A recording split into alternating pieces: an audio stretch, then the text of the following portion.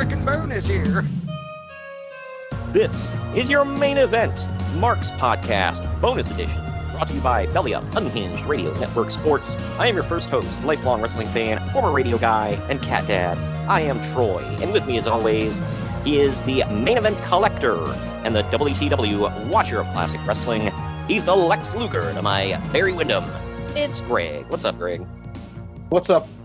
See, it's so simple this week because he doesn't really do or say anything. I can't pose. Yeah, what am I supposed to do? Luger must pose, pal. That should have been a thing. It was. Yeah, well, yeah. But, his one of his things. Go back. I mean, I would encourage this, but go back and watch the finger poke of doom when he turns on Goldberg. He's scaring off the NWO by doing his pose and yelling. Yeah. Go back and watch it, everybody. Well, you'll see it when he's getting ready to turn on Goldberg. He's scaring him out of the ring by putting his arms out, and going, "Ah!" Really? Yep. Well, and in his matches, it's Luger must shout. Yep. Yeah, if anybody doesn't know what we're talking about. Luger has a steel forearm and he must shout. There you go. He's got two things, so don't forget that. Yeah, right. He poses, he's got a steel forearm, all that. So there you go. But anyway, today we're going all the way back in the Wayback Machine to 1988. Ooh, way back. And we're going to be talking about Clash of the Champions 1. The very first ever Clash of the Champions under the NWA banner. This was the show that ran head-to-head with WrestleMania 4, which obviously, yeah, WrestleMania 4 was on pay-per-view, obviously, and this was no, back then it was a pay-per-view. Now, I understand them changing the name now. I laugh about it, but I mean, they are on pay-per-view, but that's not their main. Are they? I don't think they are. Last I had heard, they still ran. I mean, they might have cut it off. I don't know. I think UFC cut it off. I think you have to go to ESPN Plus now. Oh, wow. This one was the NWA's competition to WrestleMania 4, and they were kind of lucky because WrestleMania 4 was not a good show. I don't know. It's widely considered one of the, bottom most WrestleManias in history. It was a one-night tournament, bro. And, obviously it was won by the Macho Man, Randy Savage, and all that. So there was a nice crowning moment at the end of the show, and there was some cool stuff to happen on the show. But, I mean, they gave Trump Plaza a mulligan the very next year because this one just wasn't great. So, but we're not talking about that. It was great when the young Donald Trump kid gets his option picked up. Wow. But yeah, so we're talking about the NWA's competition on TBS, which was nationwide TV. And, anybody could see this thing if they wanted to. And it did some big numbers that we'll talk about when we get into the event itself. But here's where I'm going to call a timeout to let you know that the main event, Marks, is sponsored by Fanatics, where you can get all of your officially licensed sports gear. Just go to fanatics.com or click the link down in the podcast description and just let them know at checkout that the main event, Marks and Burns, sent you. Also, we're sponsored by Swift Lifestyles. Their clean energy drinks and focus enhancers, great tasting vitamins, and big brain nootropics that are made and shipped from the USA. Go to swiftlifestyles.com and use our special promo code. It's Main Event Marks, all in one word, and you'll get 15% off your order. Main Event Marks, all one word, to get 15% off your order at swiftlifestyles.com.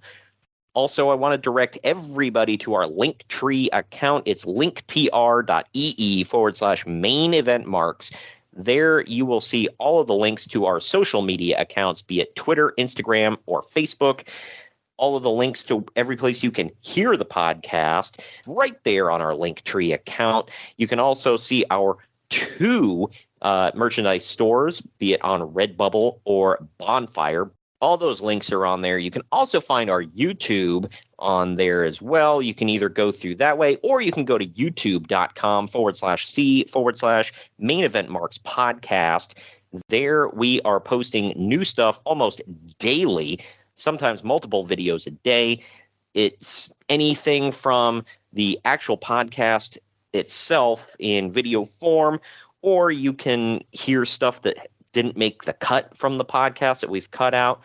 Or if you want to sample the podcast, or, let your friends and family know about us and give them a little sample, it's stuff there, the biggest stuff that we talk about, you can spread around so people can sample us. sometimes we talk about current stuff on there as well, and we got some video stuff on there. Got a bunch of shorts as well that people seem to love, and we've got a playlist called Marks on Media.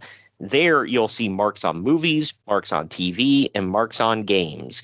So go and check that out on youtube.com/C/main event marks podcast. But now we're going to take our first break of the show. When we come back, we're going to dive into all the news and notes, which there is actually plenty of around this time because it is WrestleMania season. We'll get into all that on the other end of this break. Follow the Main Event Marks at facebook.com/main event marks pod, on Twitter at main event _marks, and on Instagram at main event _marks and at main event collector. Get ready to rumble in your new Main Event Marks merchandise. We've got t-shirts, hoodies, masks, hats, stickers, pins, and much more on our Redbubble store. That's maineventmarks.redbubble.com. You can also pick up some awesome clothing items with the latest updated show graphics on our Bonfire store. That's bonfire.com/store/main event marks. Support your favorite retro wrestling podcast and pick up some cool swag on our Bonfire and Redbubble stores. That's maineventmarks.redbubble.com and bonfire.com/store/main event marks. Hello, everyone. My name is Ryan McCarthy, and I'm the host of the No Credentials Required podcast. Start your work week with the Monday Drop-In, where I talk about the sports beat in the Capital District, also known as the Mighty 518, as well as Metro New York sports from an upstate point of view. I also give a life lesson from a weekly sports story, so you might learn something from that. I also have a midweek podcast where I interview different sports personalities and talk about a wide array of topics. Take a listen and subscribe on your preferred podcast app, including Apple Podcasts, Spotify, Spreaker, Google Podcasts, Amazon Music, and iHeartRadio. Also check out our social media channels on Twitter and Instagram, BellyUpNCR, and Facebook.com/BellyUpSportsNCR. We're a part of the Belly Up Sports Podcast Network in association with Godzilla Media. No credentials required, where you don't need a press pass to talk sports.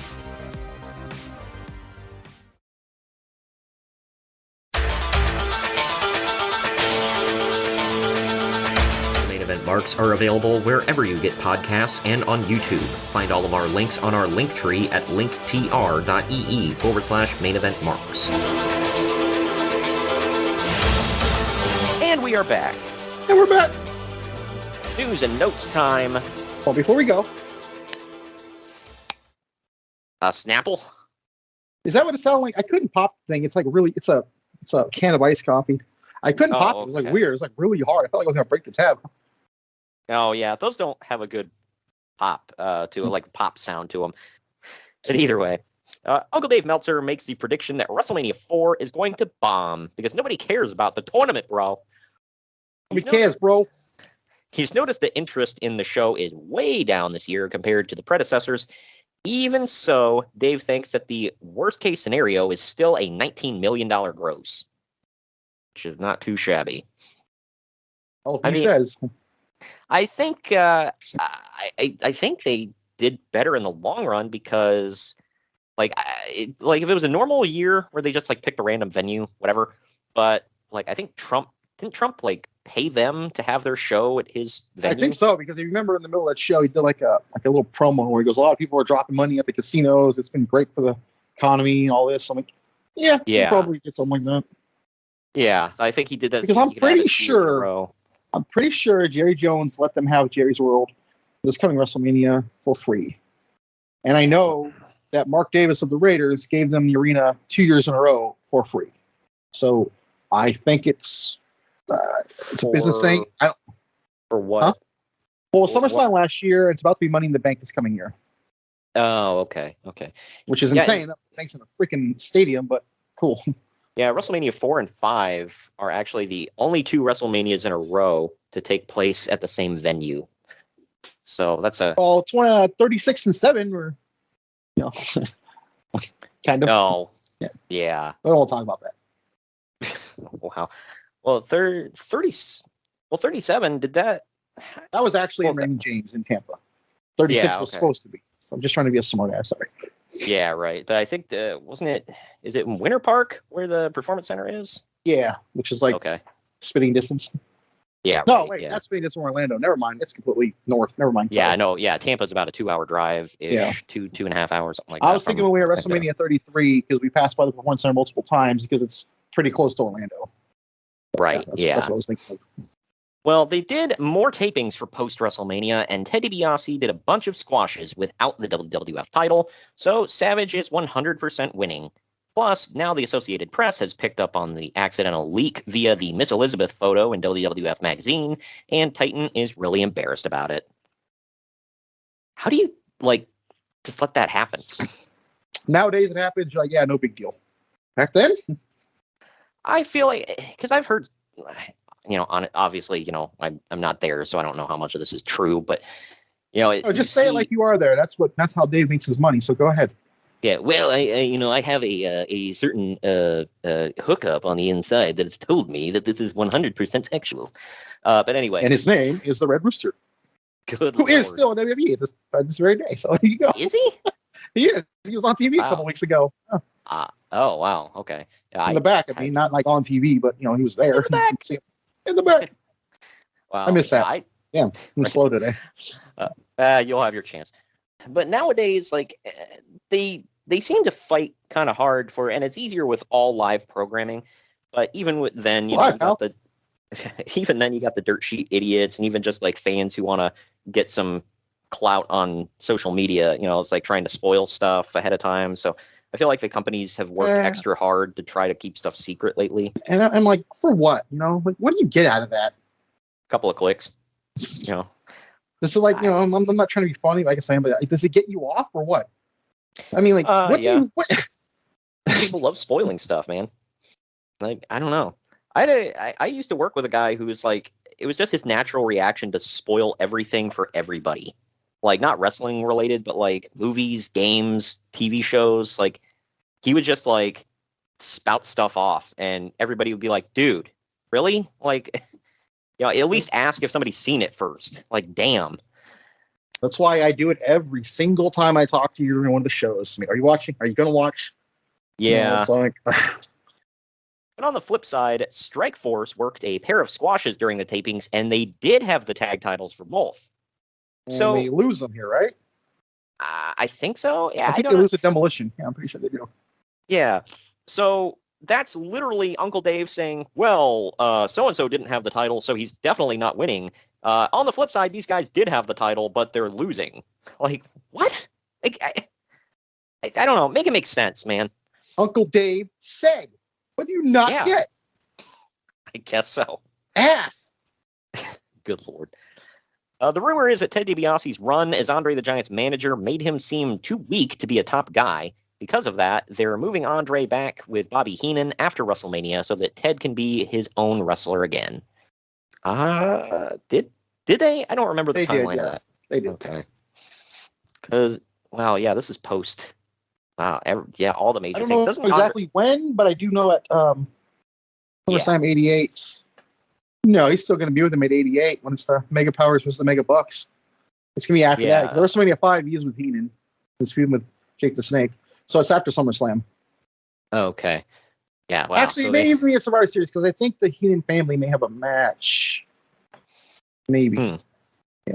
Yeah, I don't remember. On there with Haku and the Brainbusters, I believe. Or was it 89? Yeah, I honestly don't remember with that one. I'm aging, dude. I forget stuff. This stuff is like 30 years ago, so I'm 4 years old. This is going on too, but I can easily pull up damn Wikipedia right now and tell you everything, but I think that's cheating. So, right, we don't have a research staff here, and we've said before, Greg likes to be surprised by the news stories, and we kind of do this stuff off the cuff. So this is what we're doing. So quote Conan O'Brien, we don't rehearse this show, and you know what? I think it shows. Right. Oh man. WrestleMania has a lot of poor advances on closed circuit, and they're just canceling the shows at those locations. However, in their typical glass half full Vinceness, McMahon is now claiming that he meant to do that. He meant to do that because pay-per-view is the future and closed circuit is dying. Jeez, man, what did we just talk about at the beginning of the show? Yep. I mean, he's not wrong. And I think we've brought it up before that Jim Crockett beat Vince to closed circuit, but Vince beat Jim Crockett to pay-per-view. So, yeah, I think Vince was, according to everybody that worked with him, especially Pritchard, who worked closest with him, he said, Vince was always trying to think 50 years into the future, not what's going on now.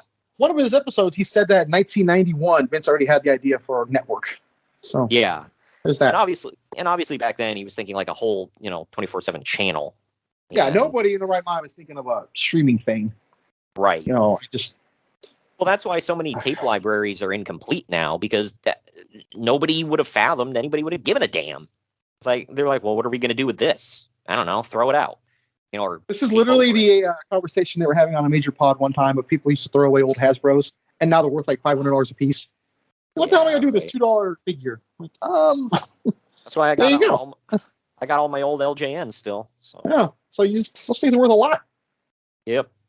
I can't see myself selling them anytime soon, but never know. Nice little nest egg, maybe. The Jim Duggan versus Andre the Giant angle from last week might have to be scrapped because Andre accidentally busted Duggan's mouth open hard way, and there was blood all over the place. Plans are to possibly reshoot the angle in a few days. Uncle Dave points out that if this were Jim Crockett's show, they would be doing cartwheels over the excitement to get that much blood on TV so that they could blame it on an accident. Kind of shows you the contrast between the two companies there. So I don't think I'm clamoring for, or ever was, clamoring for a Andre the Giant Hacksaw Jim Duggan feud, but maybe it's just me. What do you mean, man? He's he's like Hulk Hogan, All American or whatever. It's gonna be just as big as WrestleMania 3. Come on. You know what? You should shut the hell up. I'll be honest, I wasn't clamoring for a Jim Duggan versus anybody feud, so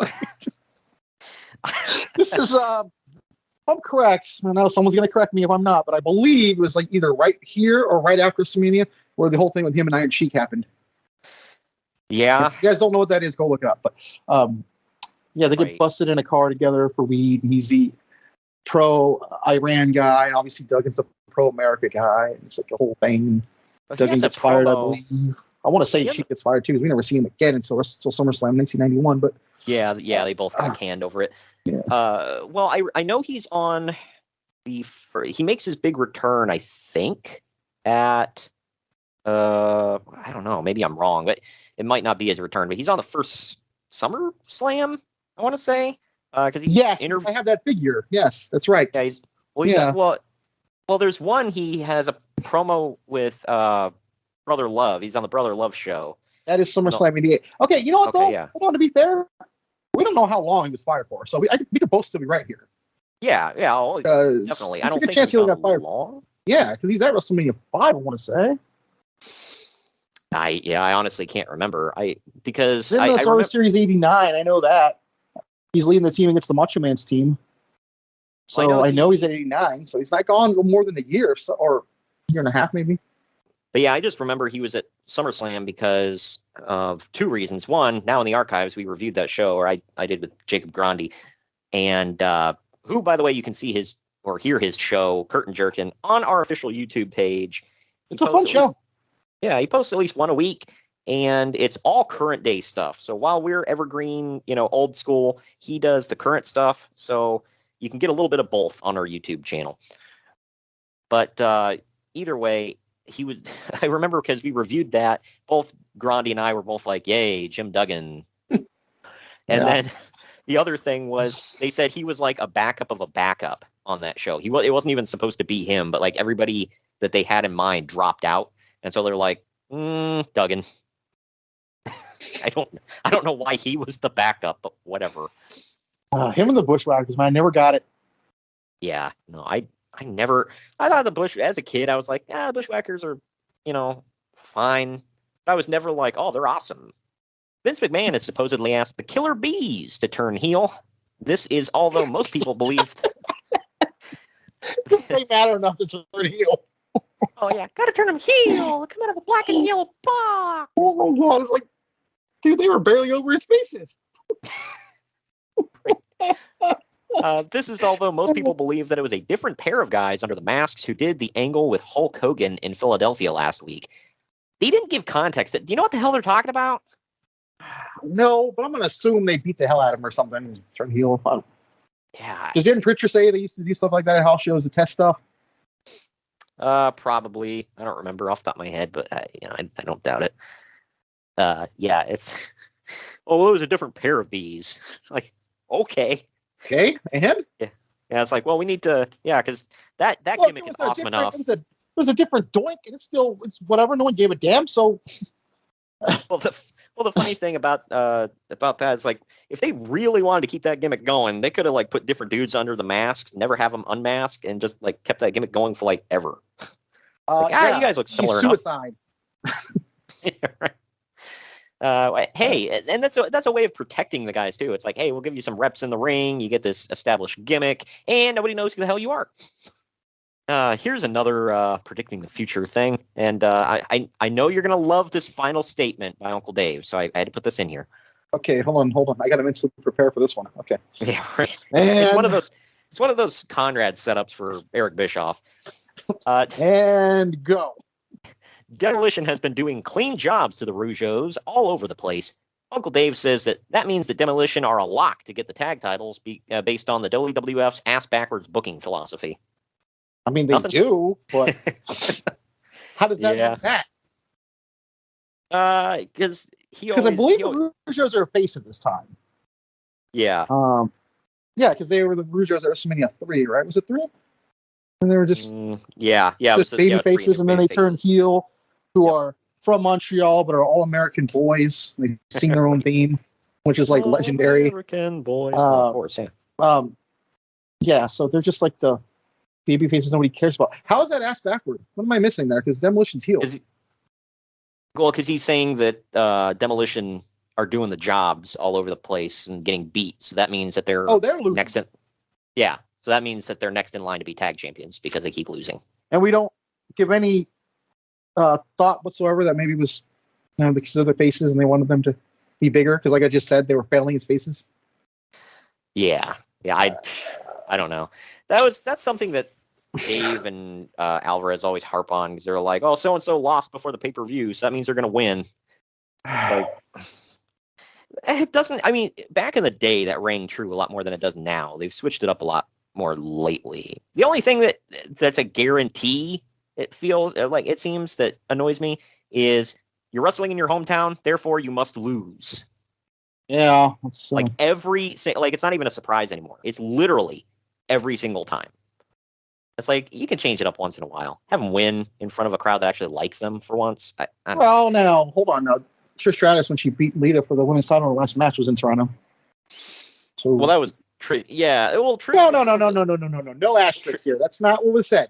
Trish was one of the last people I think that actually got that. That's another one. It's your last match, you must lose, which isn't a WWE thing. That's just a wrestling thing. I think Trish was one of the last people that got like a win in their send off. So Edge did his original send off, but I don't know if they knew that was the send off. So I don't know. It was world title too. Yeah, right. Uncle Dave warns us. Uncle Dave warns us that a weightlifting feud between Dino Bravo and Ken Patera is coming up. It does. I wish he was wrong. That was another one. I think that was at SummerSlam '88 as well. May have been Royal Rumble. No, I'm thinking of the pose down with the Rude and Warrior. Never mind. Yeah, that was epic. Yeah. No, okay. Yeah, because Bobby Heenan, or not Bob. What was his name?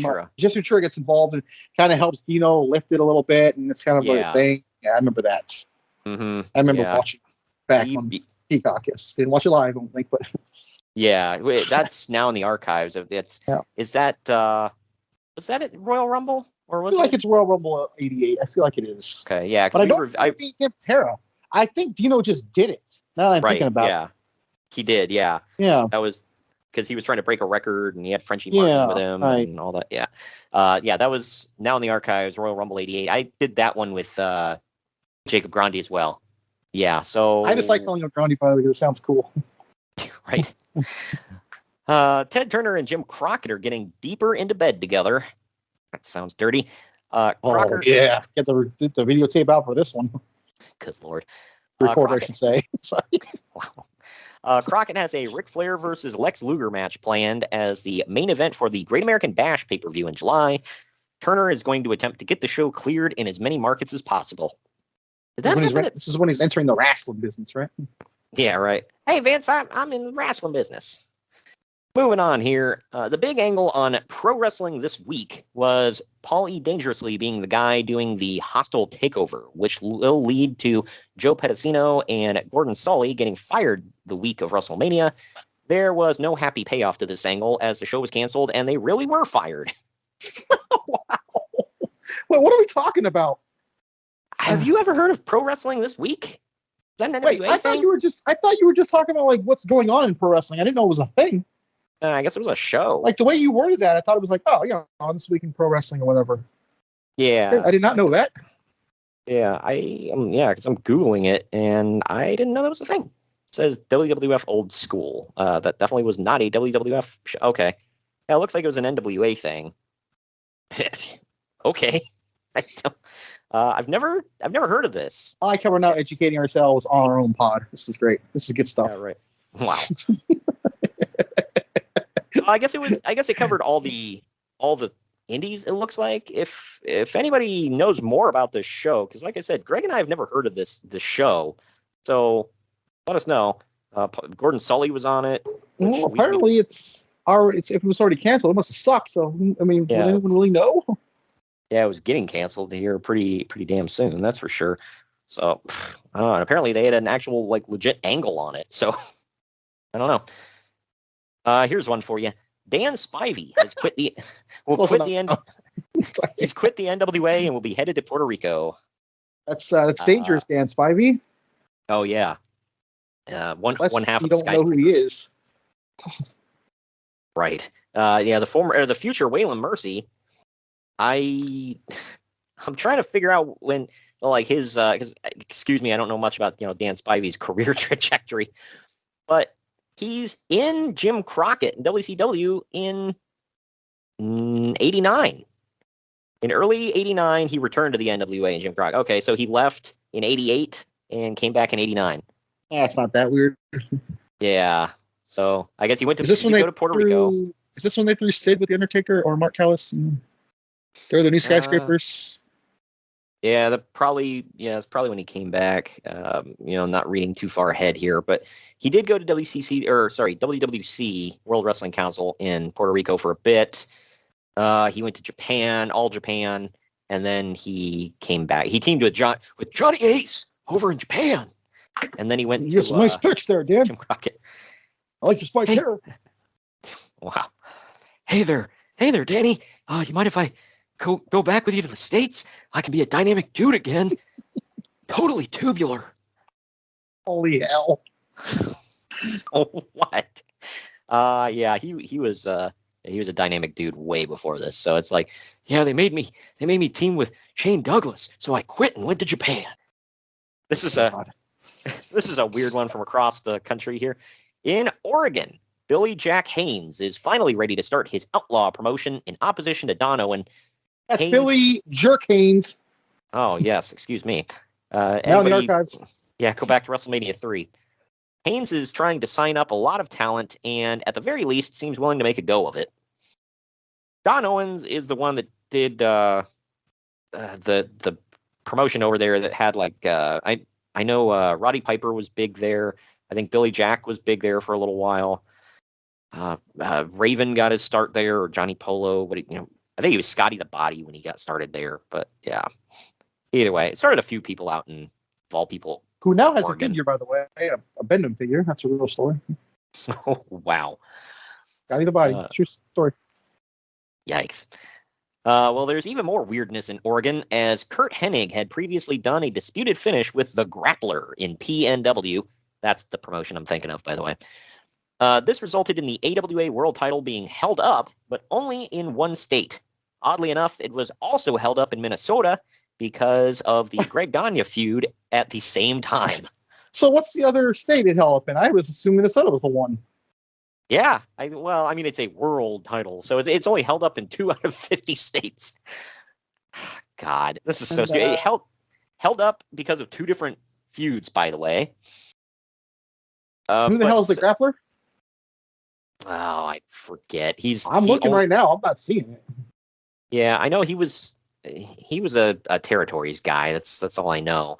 I don't remember exactly who it is. Is he the assassin? It looks like the assassin. He was Len Denton.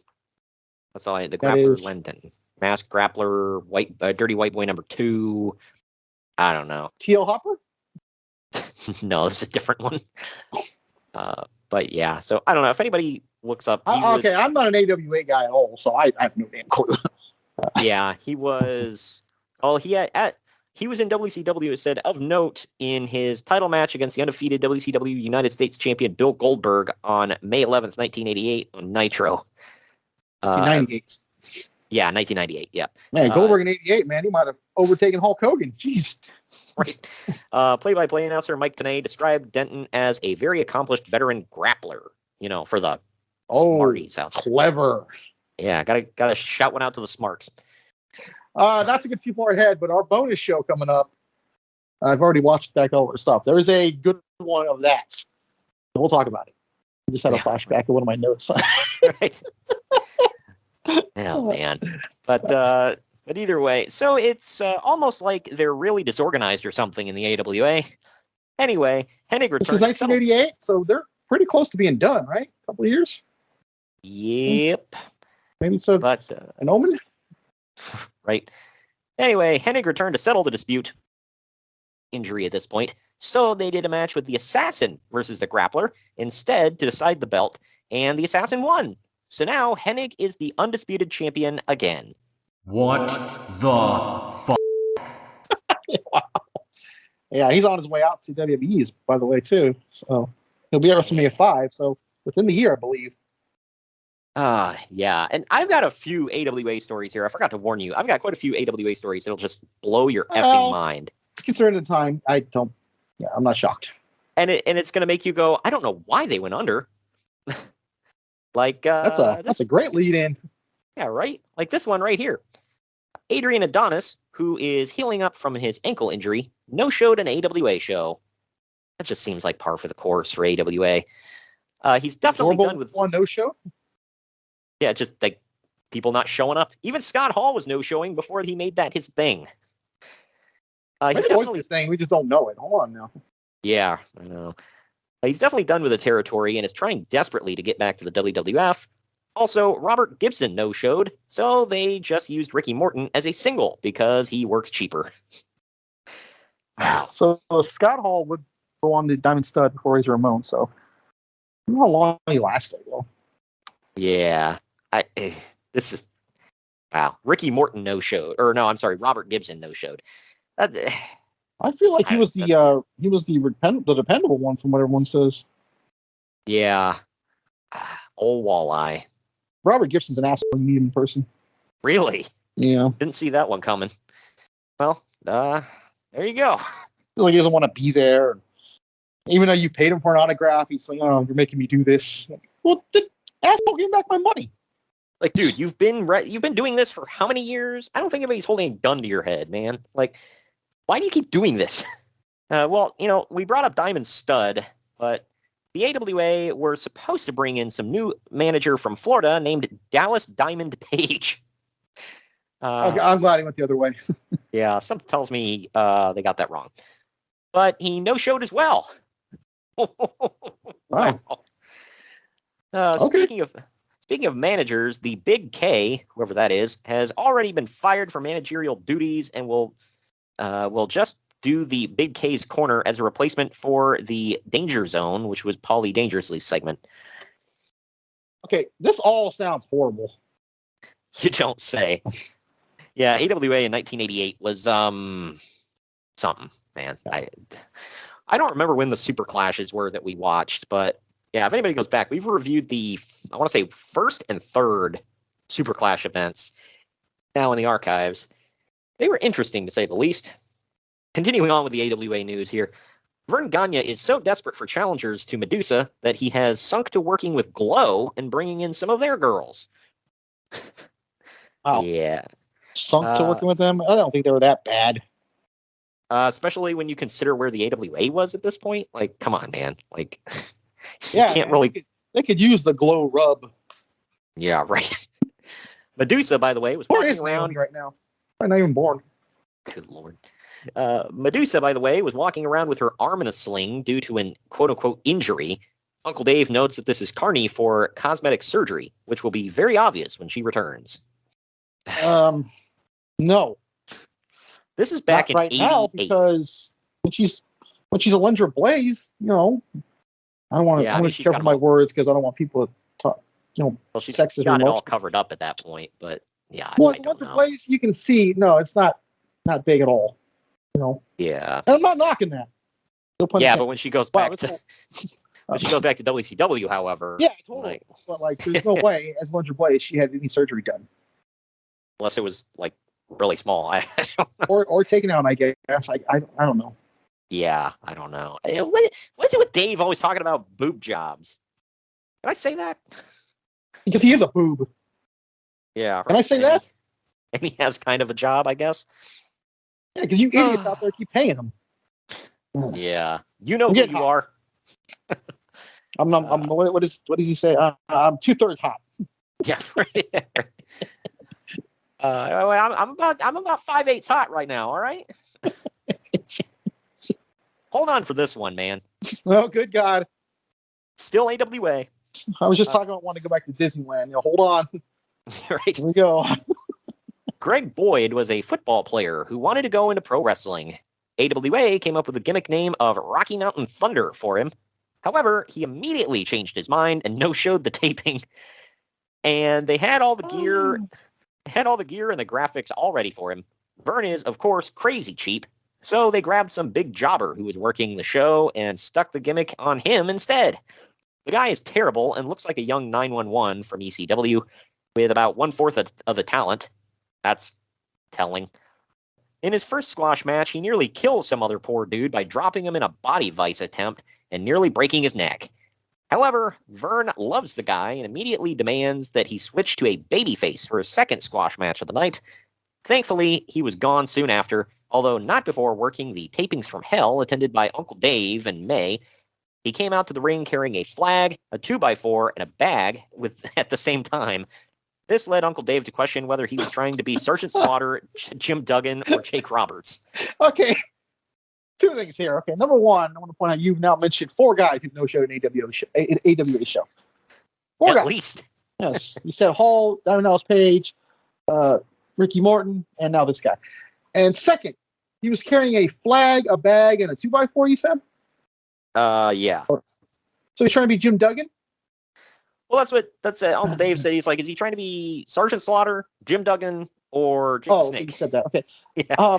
Another question is like, what the hell are you going to do with all that stuff? I'm pretty sure AWA is based in and I know it's like, no, Duggan did it too. Whatever. It's based in Minnesota. Why do you need to carry an American flag? I don't get it. Right. Yeah. What? Well, my thing is, my thing with it here is like, is somebody going to look at that and be like, that reminds me of those other guys in that other company. I like this.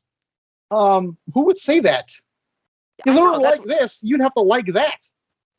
Yeah, that's what I'm saying. It's like I like this reminds me of the other guys who were doing it better. Sure. Stupid. Better. Sure. We're not done with the Tapings from Hell yet, by the way. Can you explain what that is, by the way? Because I don't know what the hell you're talking about. No pun intended. Apparently, well, this story will explain some of it because it's just like everything is in disarray. Because when you said that, I'm like, what? I want to know more about these Tapings from Hell. Do we need to do a show on this? Right. I don't know all the context. So if anybody else has more information than what I have on the podcast, please tell me because I honestly want to know because this is like strange. I'm actually begging for feedback on this one. Yeah. But either way, the other colossal screw up saw Kurt Hennig defend the AWA world title against Wahoo McDaniel, who is subbing for Tom Zank, who quit.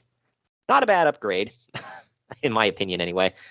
And we've both said Zank doesn't suck, but I mean, so real quick, take a pause real quick. So within a span of a few years, he's been on WrestleMania and AWA. He's about to go to NWA/WCW. I kind of question, like everyone talks stuff about him. Again, he's passed away. I don't want to do that, but why does he keep getting a job? Right. Apparently, like you and I have both heard, he was pretty full of himself and kind of aloof. I mean, I'm not judging. I don't know. I mean, but if he is like this, why does he keep getting a job? I've got to assume it's the whole god dang it look at him. Like it's got to be it, right? I mean, yeah. I suppose. But he looked great. You can't deny that. And he wasn't bad in the ring. Just nobody cared. Nobody cares, bro. Clearly, someone cared 3 times. Right. Maybe he's just the most charming MFer on the planet. Let's just say that. Who knows?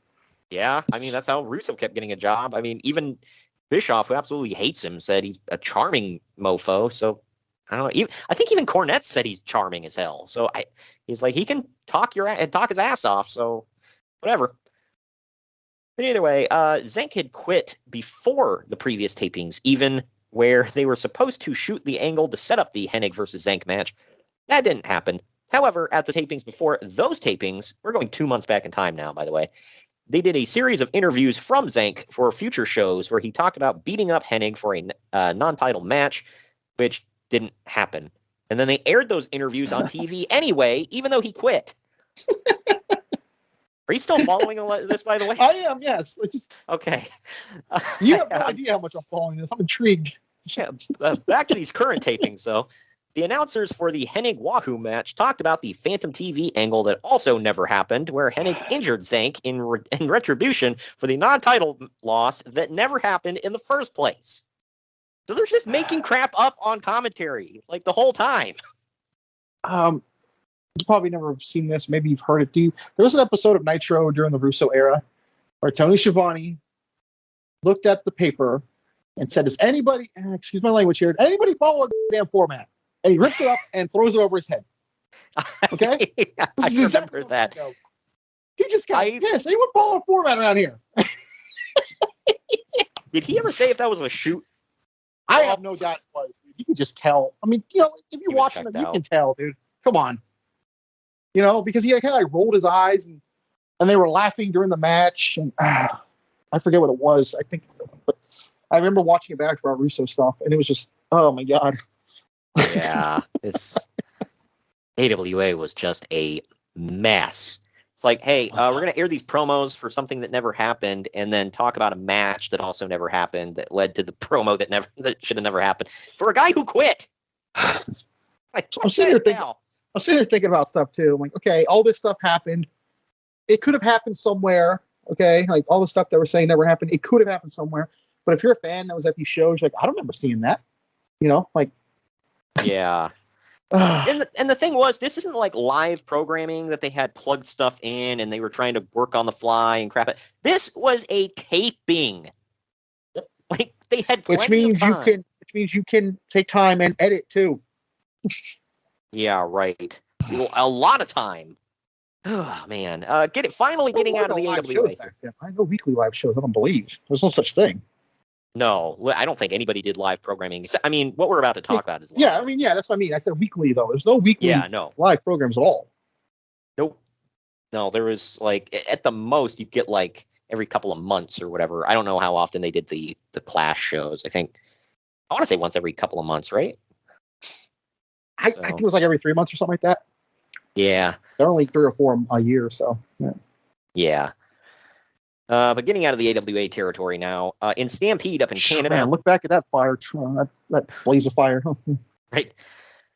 Bruce Hart and Brian Pillman have been throwing shade at the two clowns, calling themselves Bad Company, referring to Pat Tanaka and Paul Diamond in the AWA. This was all leading up to the Canadian version doing a showdown with the American version in the AWA, which then fell through and was then completely forgotten about. Okay, I just want to mention, I'm pretty sure Bad Company goes on to be Orient Express, right? Yes. Mm-hmm. Yeah, they were on one of the Clash shows we watched. I want to say 3? 1? I don't know. One of the Clashes. Go back and check it in the archives. They're on one of them. Yeah, the match with the Rockers at Royal Rumble 91. That's still one of the better tag matches I've ever seen. So they got that, at least in my opinion. They weren't bad wrestlers. They're just like, eh. We'll lump them in that category with Tom Zenk. There you go. And, Cherry Taylor, maybe. Yeah, right. Headed to World Class in Dallas, their big Star Wars show in Fort Worth only drew 2,500 people. It was headlined by a dud between Terry Gordy and Kerry Von Erich that ended with a dusty finish after 20 minutes of both guys laying around and stalling. That sounds awesome. I think I see another watch along. I want to know how Kerry Von Erich and Terry Gordy had a dud. Like, wow. And I don't know. I'm just saying because of his track record, maybe Kerry was out of his mind at the time on, substances. The only thing I can think is he was usually fairly good. Even when he was messed up, he usually had decent matches. I can't remember who it was. I want to say it was Jim Cornette told a story about Ric Flair went to Dallas to have like a series of matches for it was like a week. He was supposed to have like one match per night with Kerry for the NWA title. And the first match was in a cage and it went for, ever.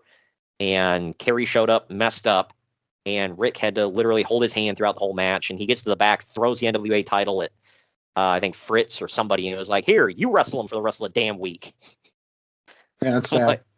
I'm like, holy crap. That's pretty bad when Ric Flair is like, dude, I just can't. I was going to say, when the perennial party guy says that. I know. That's one thing you can never say about Ric Flair is that he never showed up in, unable to compete. So as much crap as everybody talks about him, rightfully so, with his issues, he never showed up to the building effed up. So I think the only time we ever saw him on camera messed up was that time where Jim Ross got fired for, quote unquote, not keeping Rick under control. You remember that? Wasn't it a video game thing? Yeah, it was for it was like a WWE release. It was 2K19 because he's on the special. He's a special edition of it. Flair is. Okay, yeah, and it was right Which after I'm looking Reed at right now. I have. It was like right after Reed had died, and then he's on the stage for that, and he's effed up. It was like SummerSlam weekend, and apparently Jim Ross was supposed to be his babysitter, and I don't know. That was a mess. Either way, staying here with. First of all, I also want to ask, how the hell did they get away with using the show name Star Wars? I don't know. Maybe IPs were just not heavily locked down back then. Yeah, that's the only thing I can think of, because there's Star Wars, and then you go to the AWA where they had the Night of the Skywalkers. Like, damn, everybody just ripped off George Lucas. Well, it was the biggest thing in the world at that point. It's true. Terry Gordy has hell until 1999, it was done forever. So, bro, you're gonna be set on fire outside, set on fire on an alien planet and gone forever, bro. People will watch this, bro. I'm entertained by this. Yeah, right, bro. He can cut off his leg and his arm, bro. Yet he can still walk, bro. Yeah, all right. Put him in a suit. Nobody cares, bro. He's in a mask. All right, he's Japanese, bro, which nobody cares about, bro. Good Lord. Real statement, by the way. He's really said this. Yep. He's in a mask. He's not American. How can I relate to that, bro? God. Terry Gordy has been promising a mystery partner against Kerry and Kevin Von Erich for a show in Dallas, with the intention being Lance Von Erich as a payoff. You remember Lance Von Erich, right? Do you know him? So, first of all, this is a sensitive topic because we've gotten roasted over this in the past. So let's walk on eggshells here. Well, I wonder if this one counts because Lance isn't really a Von Erich. That's what I was going to ask you, by the way. He's the one that's not really Von Erich, right? Right, yeah. Fritz made up a nephew to get more Von Erichs in there. He said, "Oh, it's the long lost son of Waldo." If anybody doesn't know, Fritz had a kayfabe brother named Waldo Von Erich back in the day. So, and yes, they were both Nazis, in character. So, not shooting Nazis. These were working Nazis. Not Nazis like Dick Murdoch. Yeah, right. God dang it. I'm never going to forget that, by the way. You opened that gate. Right. I went to my grave never knowing Dick Murdoch was a white supremacist. Yeah, right. He was an actual member of the KKK. If anybody goes back, I looked it up after the podcast because I'm like, look, I don't want to I'm pretty sure I'm right, but I'm going to look this up because if I'm wrong, I'm going to edit it out. And I looked it up and I sent you the article. I'm like, nope, I was right. Well, but anyway, Lance. See, again, by the way, we educate ourselves on this podcast too. Yeah, not necessarily good things, but education nonetheless. Education is education, okay? That's true. But yeah, Lance sucked. He had no charisma. Literally everybody knew he wasn't a Von Erich, so nobody cared. Nobody cares, bro. Not a real Von Erich. But yeah, so what was this on? Was it the Dark Side of the Ring? Is that where I first heard this? I feel like I don't know why you would know where I heard it first, but they talked about it on the WWE produced DVD. I think it's now on Peacock. I feel like I heard it recently. I mean, it was on there, but I feel like it might have been on Dark Side of the Ring. They probably touched on it there, yeah. But it was definitely on because that's the first place I heard it. It was on the WWE DVD. What was it? The Spectacular History of the World Class President, whatever. No, that's AWA. Was it the Rise and Fall of WCCW, I think, or something like that? Don't worry, hold on, we'll get corrected. Just give it a minute. Good Lord. Thanks for listening, by the way. I appreciate it. That's not sarcasm. But either way, the payoff was supposedly supposed to be Lance Von Erich. However, he no-showed, and you'll never guess who took his place. That's 5 no-shows, by the way, in this podcast, folks. Right? Yeah, because Lance Von Erich had a better booking he had to make. We had talked in a previous podcast about how they sent him over to Japan, and Japan sent him home because they didn't want him. Yikes! But oh God! Hold on. Hold on one second. I want to make sure he's alive. I want to make sure I'm not laughing at I'm not laughing at the man. I promise. It's just what was going on. Yeah. It's Von Erich. Let's see here. Is a retired wrestler? We're good. Okay. That was okay. We're good. By the way, again, I don't laugh at anybody, even if they're dead. Okay, it has nothing to do with the person. Make sure that known. I've gotten heat for that in the past. I don't think death is funny at all. But no, realize that. Anybody with a brain should know this. So save your tweets. But it's the Triumph and Tragedy of World Class Championship Wrestling. By the way, that's the one. That's a good one. Anyway, if you guys haven't seen it, you should watch that. Oh yeah, I loved it. But either way, his replacement was actually Black Bart. Regardless, World Class. He looks like the guy who effed up Beefcake, and I can't. The other cowboy. That's I know his name. Hold on, I know his name. Outlaw Ron Bass. Ron Bass, yeah. I think they were tag partners actually. So they looked very similar. That's who Black Bart is. He was in WCW. Rick Harris. He was Man Mountain Harris, Hangman Ricky Harris. See, I'm just trying to figure out if I know him from somewhere. He was in New Japan, USWA, World Wrestling Federation. Here we go. What was he doing here? Teaming with Ron Bass. So he was a jobber in WWF for a while, and then there's hold on. He was on the very first Super Brawl. He substituted Larry Zbyszko against Big Josh. I think we covered that. We might have. I don't remember for sure. Oh, he made a huge impact, by the way. He's like, clearly remember this. And he was in a World War III, by the way. Oh, well, God. That's because, it wasn't a World War III. But regardless, anyway, World Class continues to advertise the imminent return of Lance Von Erich to the territory, presumably as a heel. The imminent return. Yeah. Look, as we record this, full disclosure, we record a little early. I'm waiting on the imminent return of Cody Rhodes to WWE. Who the hell was waiting on the imminent return of this guy? The prodigal son has returned, Greg. But Lance was also scheduled to wrestle Al Perez on the Kerry Gordy show, but both Lance and Perez no-showed, so that went nowhere. And that's 6 now. 7 if you want to count him twice. Okay, right. We'll go with 6 though. We're going with the person, so 6 now. Yeah, this is so stupid. For the first time in the history of our pod, ladies and gentlemen, we have a no-showed counter. Yep. And here's one to wrap up WCCW. Laugh, but man, they make it easy. Yep. Well, here's one to wrap up World Class. Let's see, the May 20th Texas Stadium show will in fact be titled the David and Mike Von Erich Memorial Parade of Champions. Moving to Japan now, Dump Matsumoto's retirement special drew a monster 13 rating, which is second only to the main event for wrestling ratings this year. Wow, I don't know who the hell that guy is. It's a woman. Good for him. He's clearly a draw. Dump Matsumoto was actually a woman. She was okay. My mistake.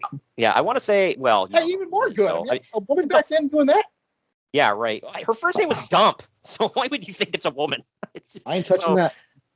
Well, I think she was. I want to say she was the tag partner of who's the one with the paint that always fought with. It was in WCW and always fought Medusa.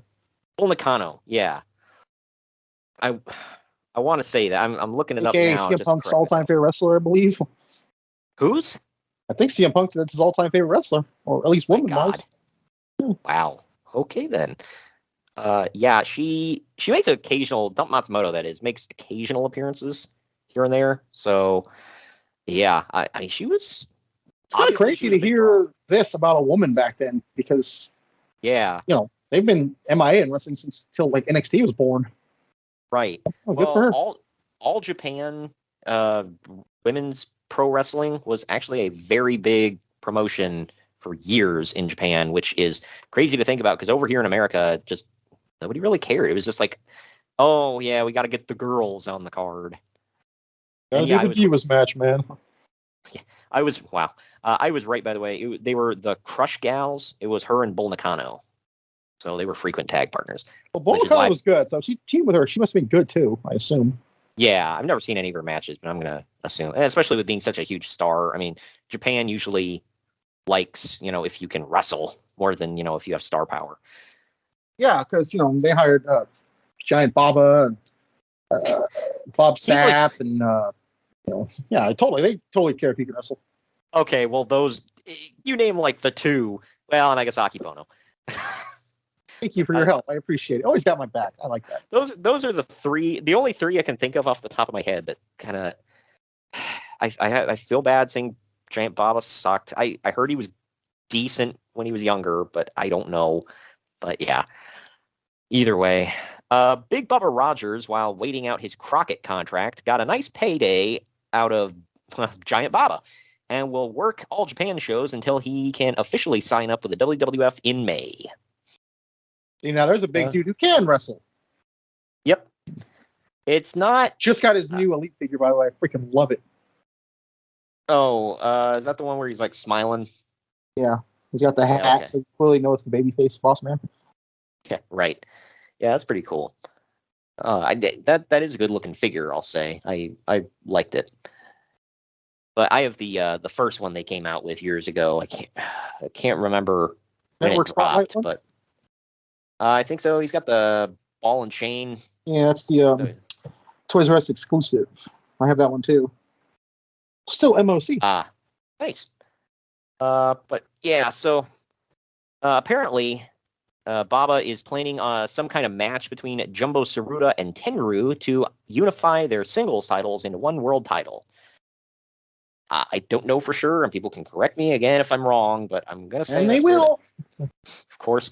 I want to say that's the beginning of the Triple Crown, because their world title is literally 3 titles. But we're going to take our next break. When we come back, we're going to dive into the Clash of Champions. We're finally here on the other end of this. Follow the Main Event Marks at Facebook.com/Main Event Marks Pod, on Twitter at Main Event _Marks, and on Instagram at Main Event _Marks and at Main Event Collector. This message is brought to you by Belly Up Sports.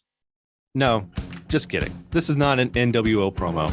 This is just me, Kyle Sullivan, aka Shaggy Von Doom, the host of Here in Puckburg on the Belly Up Sports Podcast Network.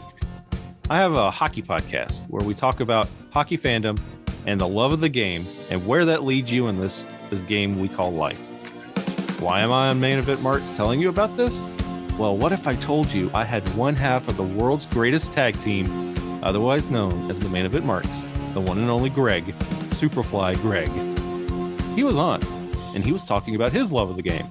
So you might want to come over and check that episode out. And if you like what you hear, you can check out the rest of our incredible episodes with our incredible hockey community, from PHF athletes, ESPN personalities, fathers of NHL players, and a whole lot more. Come by, follow the show, give a like, give a subscribe, and it'd be great to have you here in Puckburg. But enough about me. Let's get back to what you're really here for, the Main Event Marks, because they are the cream of the crop. Oh, yeah. The main event marks are available wherever you get podcasts and on YouTube. Find all of our links on our link tree at linktr.ee/main event marks. And we're back. It's the NWA Clash of the Champions 1 from March 27th, 1988. The venue was the Greensboro Coliseum in Greensboro, North Kakalaki. Where else would it be? Because where else would it be? Not rehearsed, by the way. But the attendance was 6,000, and its TV rating was 5.6, which I guess was okay. This wasn't like a monster rating or anything, but it did fairly well. And of course, I want to say this right off the top. I actually really love this show. I was not looking forward to it, but it hooked me. Yeah, and it has more on it than just the main event, too, which, may surprise some people, but it does. But yeah, I think another thing dragging some people away from this one was obviously it going head-to-head with WrestleMania. So, there's that. But this first match of the night was gorgeous. Jimmy Garvin. It was gorgeous, right? Am I getting that wrong? He was gorgeous at this time, yes. I mean, no, he's still gorgeous now, but... Oh, yeah. With overweight, bald, glasses. Yeah, that porno stash. Of course. You rock a porno stash, you're already gorgeous, all right? So you shut the hell up. Damn straight. It's gorgeous Jimmy Garvin with Precious in his corner taking on Mike Rotunda in a college rules match. This one went about 6 minutes. I had to think about it for a second because I was like, what the hell is a college rules match? I'm like, okay, I get it. Watching this with a mutual friend, by the way, back, and he said the same thing. But then we're like, oh, okay, so this is right up his alley for him and the whole varsity club, which is not a thing at the moment. I think it's about to be. It's like, okay, I like it. Yeah, right. This one, Teddy Long is a referee for this, not yet a manager. That Jerry curl happening, man. Oh my God, yeah, right. This one had rounds, by the way. Just like, I guess, wrestling has rounds, right? I've never actually watched a wrestling meet. Yeah, I think. Okay. 2-minute rounds, I think. Oh, okay. Well, in round 2, Kevin Sullivan goes to get in the ring, and Precious grabs him. He then grabs Precious, and Garvin attacks Sullivan. Mike Rotunda is then able to schoolboy Garvin for the 1-count pin at the 1 minute and 10-second mark in the second round. Uncle Dave gave it 2.5 stars. I gave it 2. What say you? I gave it 2. I was starting to get bored a little bit by it, but it was original, so it was okay. And you couldn't hit the other person, so that was the whole thing. Rotunda was getting Garvin fired up, and Garvin would pretend like he's gonna punch him, and then he'd be like, "Oh crap, I can't." The referee would have to remind him, it's like, "Hey, you hit him, you're done." So, but after the match, Garvin attacks the varsity club members, leading to Rick Steiner attacking Garvin. Precious now grabs a giant plank of wood and hits Steiner in the back with it. And that drops him. She then chokes out Kevin Sullivan with a coat hanger until Garvin pulls her out of the ring and they escape. Why was Kevin Sullivan always getting grabby with the ladies? I don't know. Maybe because they couldn't assault a little child up. Wow. This was weird. I do want to say, before I forget, by the way, Jimmy Garvin's hair, man. Oh, hell yeah. Dude, he put David Lee Roth to shame. Right. Dave, yeah, he would, that would be funny if he just sent him pictures in the mail of his hair and David Lee Roth would just open him up and cry. He certainly was gorgeous at this time, man. I thought he was effing insufferable as a freebird. I never liked Jimmy Garvin as a freebird. I never figured out why he was one. Well, that's it. Cornette said the other freebirds quit. They wanted to keep the freebirds going, and he always rode with them. So. Oh, okay. Still though, why Jimmy Jam? Yeah, I guess it was Jimmy before it was Jam, but that's it. Cornette always said he was a freebird in the car. He wasn't a real freebird. So I guess they looked around and was like, he's our friend. He can join. Yeah, right. I want to say that's got to be why Six was in the NWO. Because it was like, he was our bro in WWF. So, whatever. Anyway, this next segment, I'm not happy that I'm God. This is one of the most unbearable things I've ever watched. I'm sorry. I know. I'm going to mock something that a person who is now deceased did. I'm not talking crap on the guy himself. I heard he was a great guy, but holy crap, I can't let this slide. After the commercial, we come back to Bob Caudle interviewing Dr. Death Steve Williams, who's dressed like 1994 Lex Luger. So I guess he's the originator of this look. I don't know. Anyway, am I wrong, by the way? No, hell no. He looked like we were going to get a Williams Express right here. But Caudle asks Williams, or says that Williams had a successful tour in Japan, but he's back now. He asks if Williams heard about... Yeah, we were doing cartwheels because he was back. Oh, yeah. I don't know, man. They freaking loved him. I don't know. You and I talked about it. It's like, he was an okay wrestler, but where do you see star? But he asked Williams if Williams had heard what happened to Dusty Rhodes. This is Bob Caudle's exact quote. Did you hear about what happened with Dusty Rhodes and that incident with Dusty? Before I forget, hold on. I want to pause real quick. Did you notice throughout this entire show, every segment, every interview, every match, every freaking thing was talking about what happened to Dusty Rhodes? Did you catch that? I heard it a lot. A single moment on the show without hearing that. And correct me if I'm wrong. It was annoying the hell out of me. Well, correct me if I'm wrong. They don't say what happened to No, Dusty. I had to go look it up. I think he got beat up or something. Was this the one he got his arm broken? Is this when that happened? When the horseman broke his arm? I don't know. I don't think so, but somebody help us out here. You're an Eric Bischoff fan, right? Do you know what he always says? Always? I forget. Context is king. Oh, yeah, okay. Where the hell is the context? I know, they just kept talking about what happened. It's like, okay, what happened? Because I just tuned into the show for the first time. I'm lost. God, this was, and I talk about this coming up too, but I said, I don't know what Bob's talking about. And from the sounds of it, neither does Dr. Death. But he pretends. So let's go over exactly what he says, by the way. I wrote down every word of this promo from Dr. Death. Man, you're dedicated, because I couldn't watch this again to save my life. And I didn't think to write it down the first time, so yeah. It was brutal. But here's a dramatic reading of Dr. Death Steve Williams' promo from Clash of the Champions 1. Here we go. I did have a great tour in Japan. I've been away for a while, and I hear of little things going on. It's like a war. Go on with your bad self, Dusty Rhodes. I don't blame you. Dusty Rhodes, Magnum TA are good friends of mine. Let me tell you something. Dusty, whatever you did and how you did it was fine by me.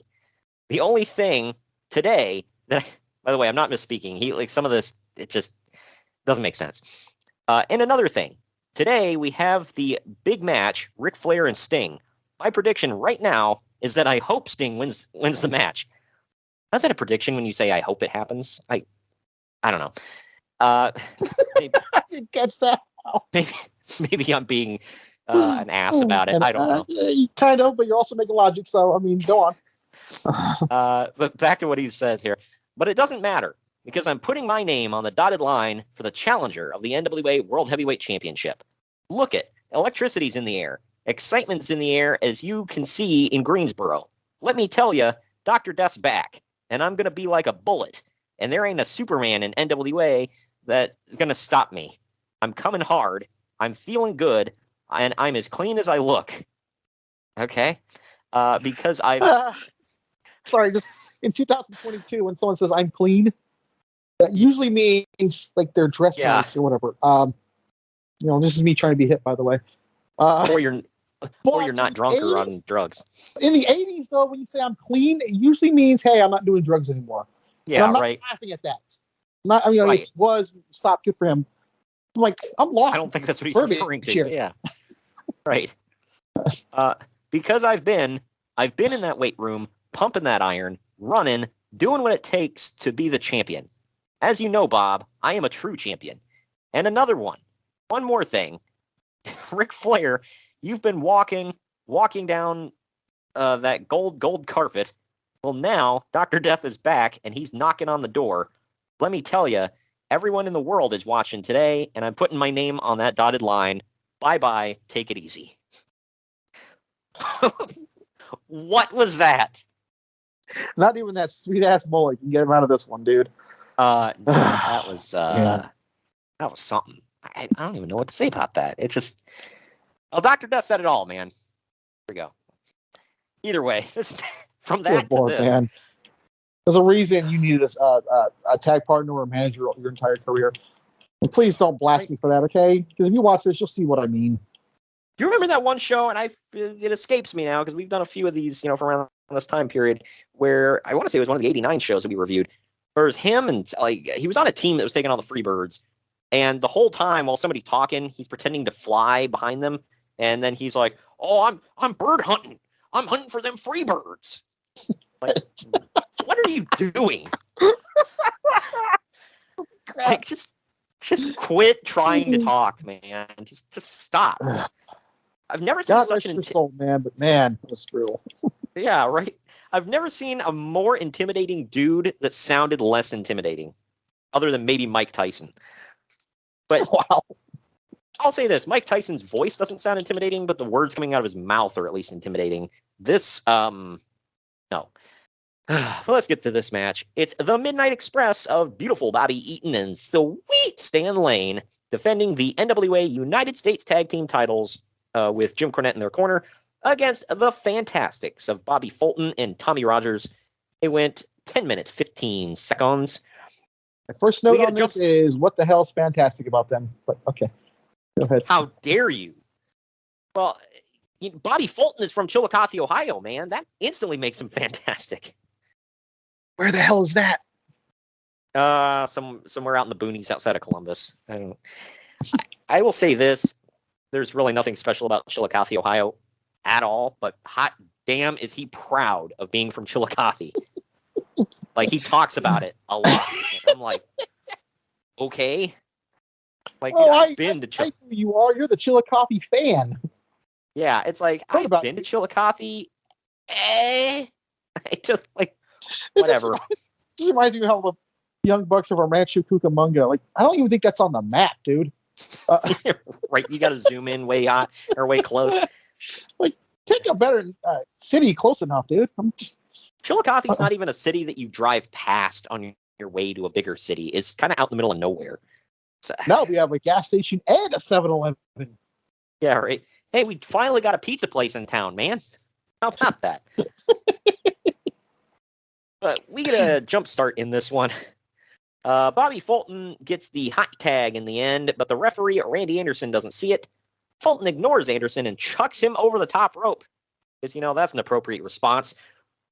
Eaton then grabs Fulton, and Cornette swings his tennis racket, but Fulton ducks, and Eaton eats it. Fulton punches Cornette out of the ring, and then the Fantastics hit the rocket launcher on Eaton. A new referee gets in and counts to 3, but Randy Anderson stops the referee from declaring the Fantastics as the winners, giving the DQ win to the Midnight Express. Uncle Dave gave this... Oh, go ahead.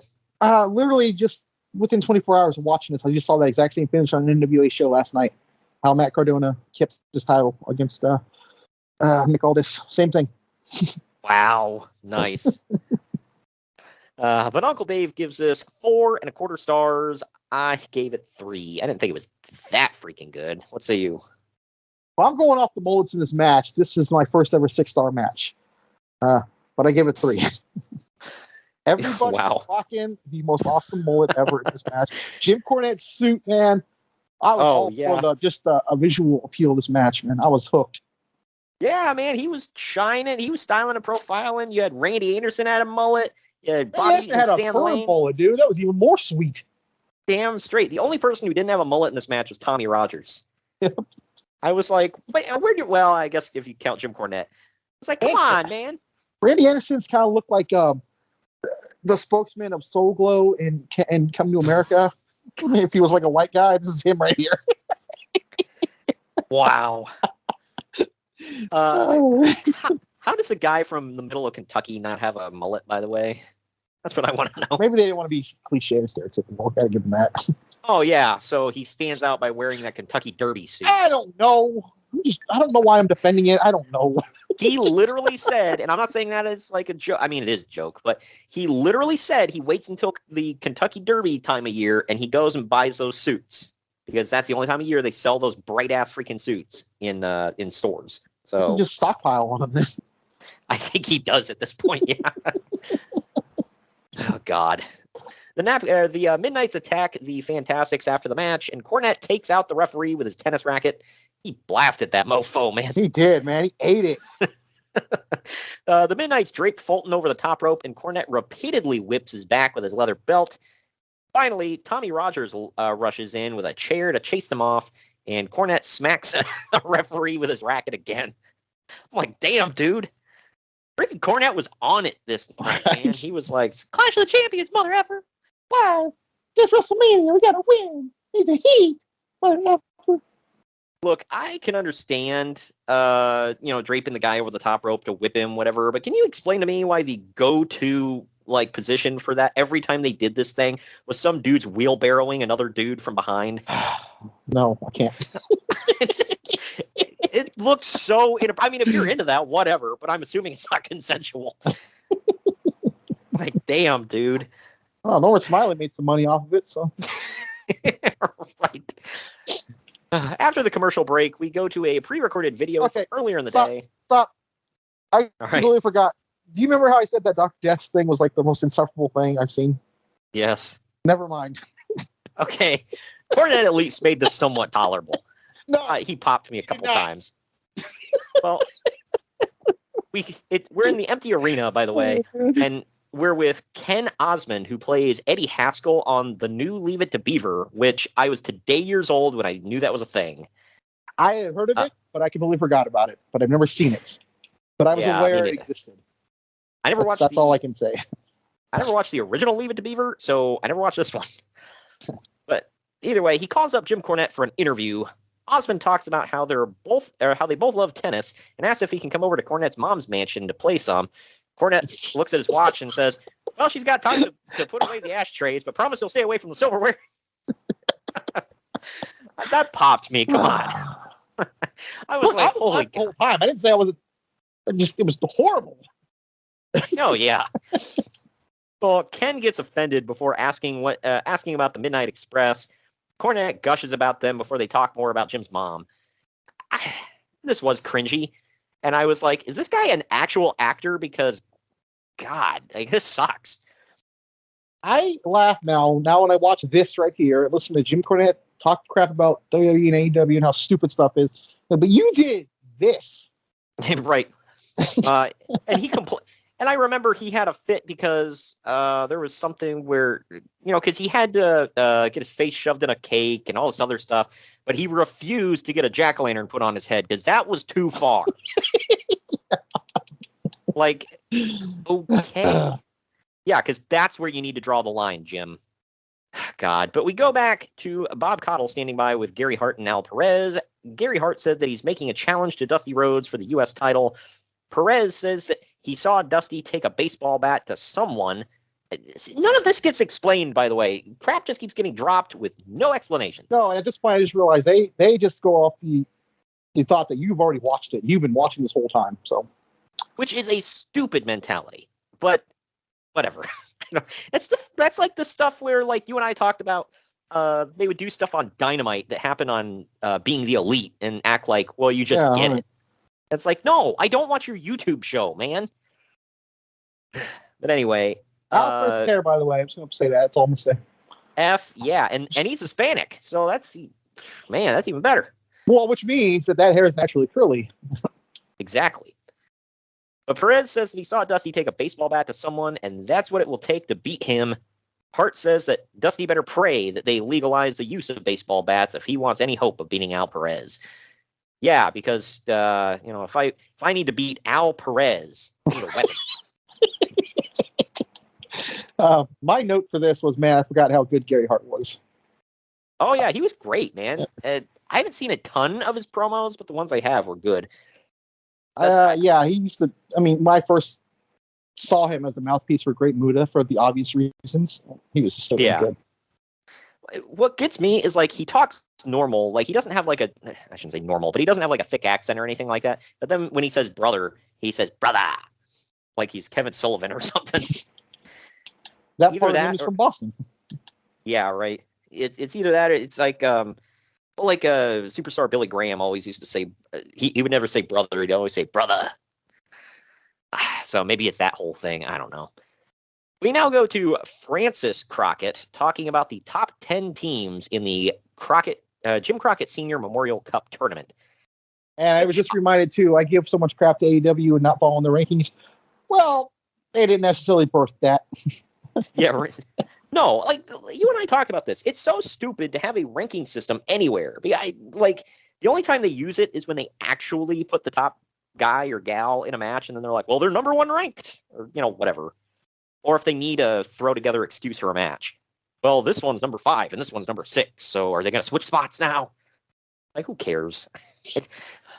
But yeah, we got to get the whole Crockett family on camera, Greg. So, throw Francis out there. Just saw the other one last night. Is it, it's not, who was it? David?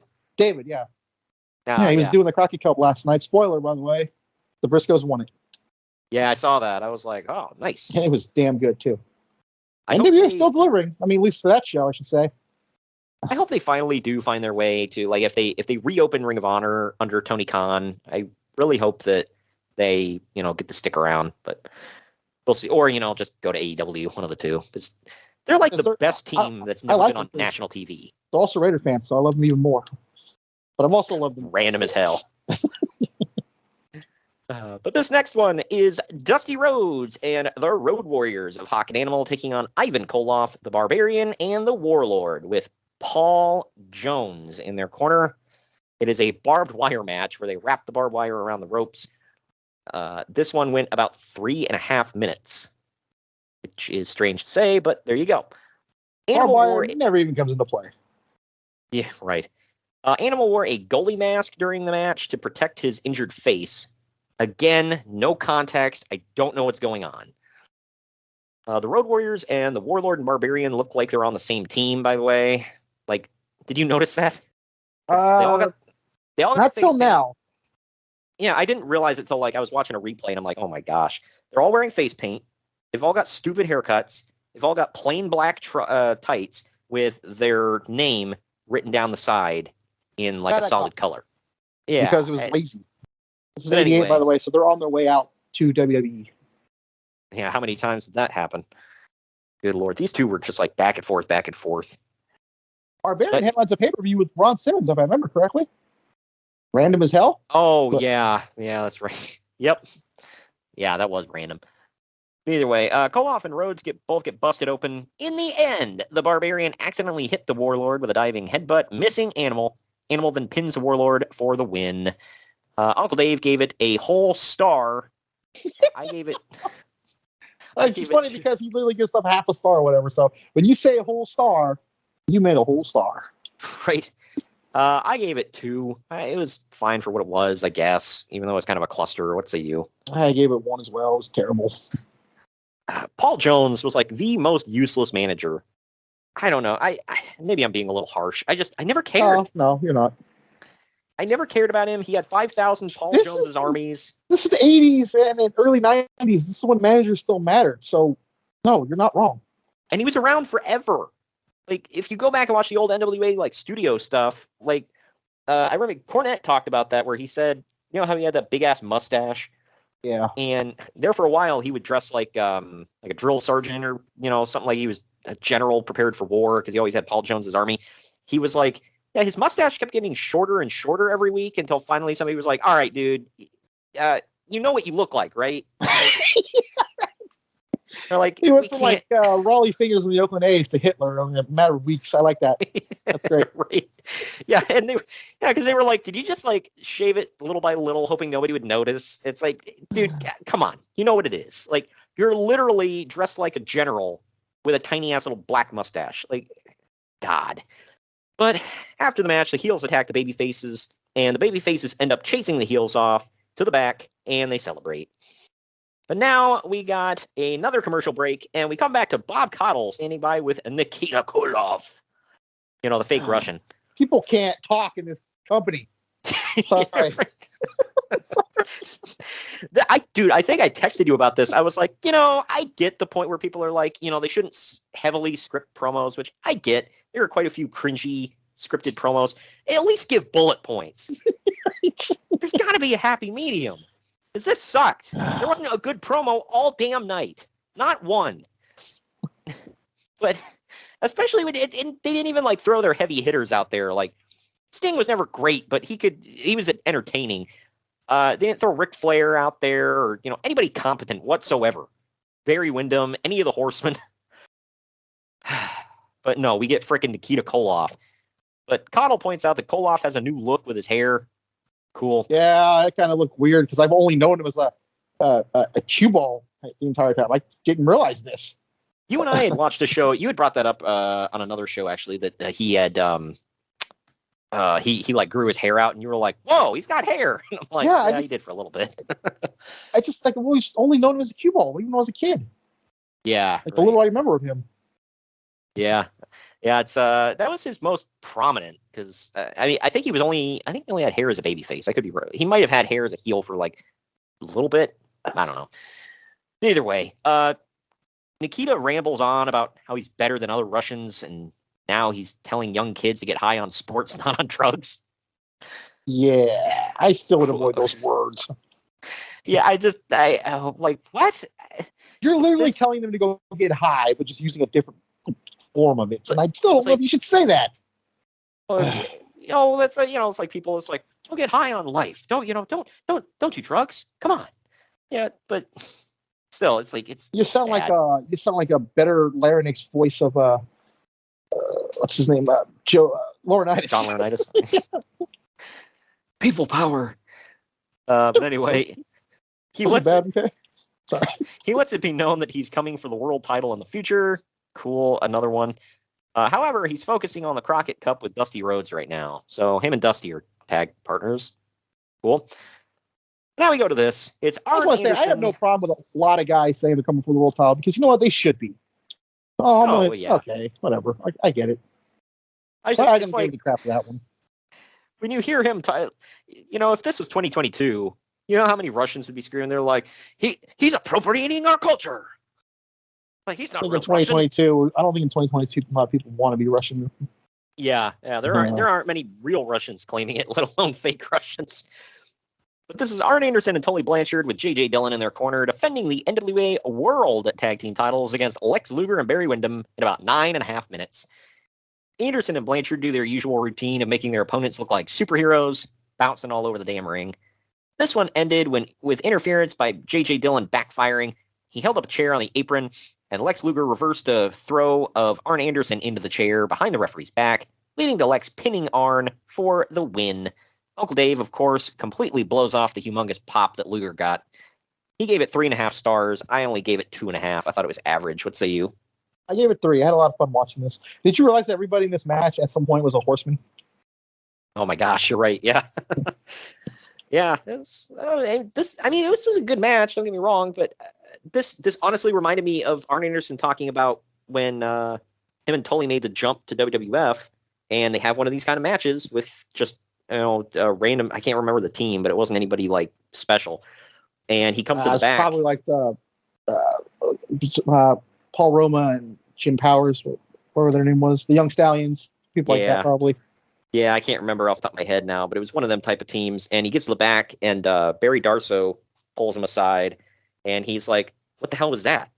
He's like, "What are you talking about? I thought we had a good match." He's like, "Dude, you're about to go with us." Demolition, for anybody that doesn't know. He's like, you guys are about to work with us. He's like, "Don't do that crap out there." He's like, "You go out there and you eat them alive, okay?" He's like, "Otherwise, like, what the hell are we going to do with you?" Eat them alive. He's like, that's not how we do things up here, okay? This isn't the NWA. He's like, if you're a top team, you kill them, all right? Like, there is no making them look good. And it's kind of selfish, but I get it. But I think the whole point, because it was just kind of like not necessarily a jobber match, but it was like WWE does that stuff all the time when they're building somebody up. They put them in a match to eat the other team alive or eat the other person alive and, look like a killer. That's what they did with freaking Baron Corbin for ever. So I should go back to doing that, please. Yeah, right. If they can stop all this happy Corbin crap, that'd be really nice. He's unbeaten. Yeah. For a couple more days. I hope.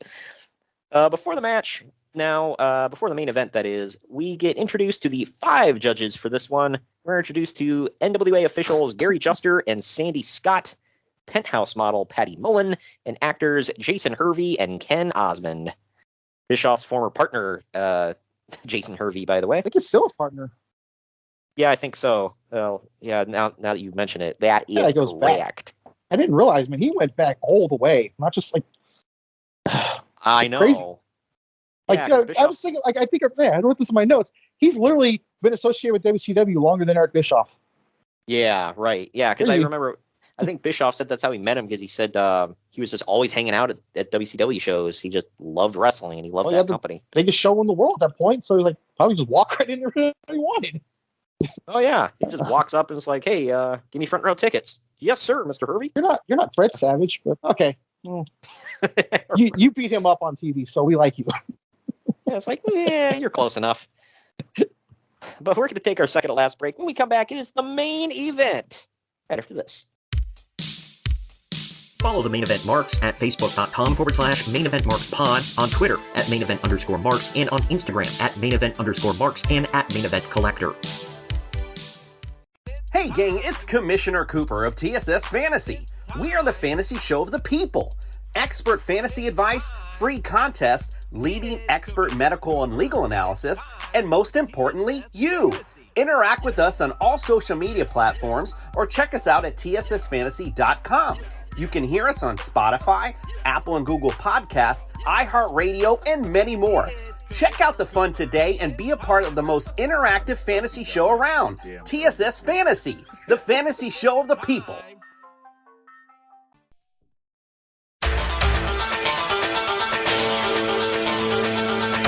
Main Event Marks are available wherever you get podcasts and on YouTube. Find all of our links on our link tree at linktr.ee/Main Event Marks.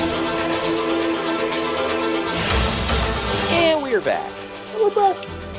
This is the main event. It is Ric Flair with J.J. Dillon in his corner, and Dillon's really earning his money tonight. He is defending the he's defending the NWA World Heavyweight title against Sting. This one went 45 minutes even. J.J. Dillon was suspended in a shark cage above the ring during this match. I forgot about that aspect of it, by the way. My note on that, by the way, is, man, that shark cage was lower than any other shark cage I've ever seen in wrestling. Right. Like, how many views are being blocked from that damn thing? Like, I don't know why it's from my head went, but I'm like, I bet you a lot of fans I can't see a lot. I didn't even think about that aspect of it, but yeah. Sting did a Superman routine in this one, while Ric Flair had to keep outsmarting him and picking his spots. I thought that was a cool dynamic. Flair's right shoulder actually gets cut and bleeds at one point. Neither wrestler scores a decision before the time limit expired. The decision was left to the appointed judges, which we'll get to in a minute. But Uncle Dave called this a Match of the Year candidate. It actually did win Match of the Year for 1988. I mean, it's it. Yeah, it did win Match of the Year in the Wrestling Observer. He gave it 4 3/4 of a star. Crap, dude. I'm assuming the fact that it didn't get 5 stars would be like he shaved off a quarter because it had a Broadway finish. I don't know. I gave it 4.5. Like, I didn't think it was quite 5, but it was damn close. What say you? I give it a solid 5. This was perfect as perfect can be. It was really damn good. And if you want like a match that goes almost an hour, that's like entertaining from start to finish, like, I feel like in 45 minutes they had a better match than Bret Hart and Shawn Michaels at WrestleMania 12 did in 60 minutes. But maybe that's just me. I'm not saying that match sucked either. It was a good match. I feel like this one was a little better. But we go to commercial break. It's better than most matches, though. Yeah, that's true. But we go to commercial break right after this match, and when we come back, we go to the judges' decisions. Gary Juster awarded the match to Sting. Patty Mullen declared it in favor of Flair. Sandy Scott rolled Sandy Scott, wow, I didn't even think about that. Sandy Scott rolled the match a draw, and apparently the other two don't matter because the decision was announced after that. So I didn't miss something. Draw. I didn't miss something. I had somebody else like, did we only get 3 judges' scores? Yeah. They were like, because of that, this match is a draw. And I'm like, okay, it kind of negates having judges for wrestling if you're going to have one of them say it's a draw. Should they all have an opinion and you pick an odd number so somebody won? What did I miss there? Yeah, like in UFC, that's not allowed. A judge can't be like, I think this one was even. You know, they both win. Like, What? No. Like that's like you said, that's the entire point of having judges. You can still have a judge's draw if somebody lost the point. But yeah. that doesn't happen in wrestling though. Was Flair deducted a point for that, low blow or something? Or yeah, I don't know. This is stupid. I was like, all right, whatever. But either way, that is the end of the show. We are going to take our final break. When we come back, it's final ratings time. We're going to tell you what's coming up on the podcast moving forward. Right after this. Follow the Main Event Marks at facebook.com/Main Event Marks Pod, on Twitter at Main Event _Marks, and on Instagram at Main Event _Marks and at Main Event Collector. Good morning, good afternoon, good evening, and good night. My name is Thomas, and what's your name? I'm Alan. Oh, yeah. We're brothers. That's right. Yeah. Same mother and father. Your room was... we shared a room. Shared a room? We shared a room. Thought I knew your face. Yeah, we go way back, mate. Yeah. We should do a podcast then. We have. We do a podcast? We do a podcast. What's it called? The Broadcast. Yeah, that was planned. Yeah. Well. What do we do? Well, we cover all different things in the world of pop culture. We're talking about comic books, we're talking about professional wrestling, and we're talking about movies. Go back and watch classic retro wrestling events, the likes of WWE, WCW, and if you do like that, you can check us out on Apple iTunes, also on Podbean, Anchor, and on Podknife. Also check us out on Twitter at The Broadcast. That's BROKAST. Nearly stuffed up the ending. No, it's all right. Good on you. Yeah. Instagram also at The Broadcast Podcast. Remember, we don't spell it with a C. We spell it with a K. Sorry, mate. Take it easy.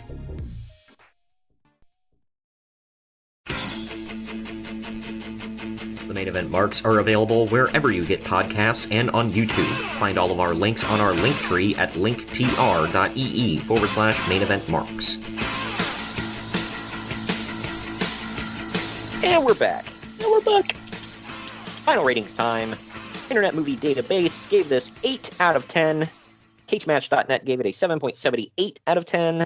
I gave it 7.5 out of 10 for C+. What say you? I gave it a B+. It was a pretty good show. Could have been some better matches, but overall, factoring in going against WrestleMania, it was epic. Oh, yeah. Well, and I will say this. It set the tone for what the event was supposed to be. Not like the rest of the shows didn't exactly follow suit because there were quite a few crap ones. Not saying they all sucked. There were a few really good ones, too. But, man, I don't know. This was better than most Clash of the Champions. I'll just say that, at least in my opinion. But that is the end of the show, and we are just about to wrap up the month of March. You're about to head out to WrestleMania. I think I'm leaving when you upload this. Yeah, okay, yeah. So as of the posting of this on the 25th, you're leaving? Is that the 25th? I thought it was the 29th. I'm leaving on the 29th. 29th. Wait, okay. No, the 30th. Okay, so you're leaving as of the posting of our very next show, which will close out the month, which is, ladies and gentlemen, WWE WrestleMania 24. That is closing out the month. I'm in the process of watching it back. It is a really good freaking show that it doesn't get a lot of I don't know, like people bring up one particular match. I think everybody knows what it is, but all in all, JBL, right? Oh, well, of course. But Finley, but Hornswoggle was in it. Sorry. Yeah. Oh, well, yeah. The whole card was pretty good. I mean, it wasn't a bad show at all. It was a really good show, I think.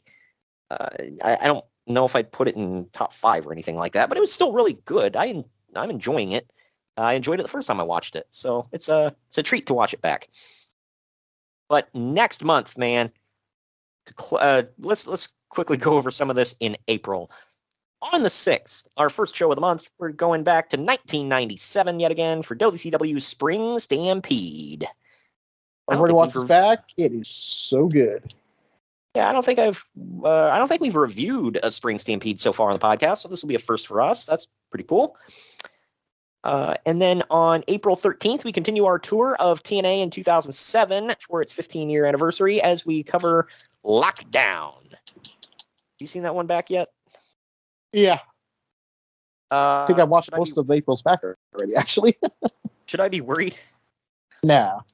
Okay. I usually like Lockdown. There's some crappy stuff, but you'll see. No, don't be worried though. Okay, that's good. April 20th. I'm actually excited about this one. For 25 years, we're going back in the past. It is WWF In Your House 14, Revenge of the Taker. I'm excited for that one. I don't know what's on it. I haven't even looked at the card yet. So it's a post-WrestleMania show, so let's just go with that. Yeah. And it's named after The Undertaker, so that's always good. Looking for it. This it's 97, right? Revenge of the Taker? This is 97. It kind of pivots to an old feud that kind of, I thought got forgotten at the time, but no, it was just on hold, which I kind of like, so it's cool. Nice. Yeah, that's pretty cool. So yeah, that's on April 20th. That is also double main event week. We're bringing you one good show and one bad. Well, the show itself will be good. The show we're reviewing, not so much, because for the bonus show of April, it is WCW Nitro from April 10th, 2000. What is the significance of that show, you may ask? It's the reboot, bro. Reboot.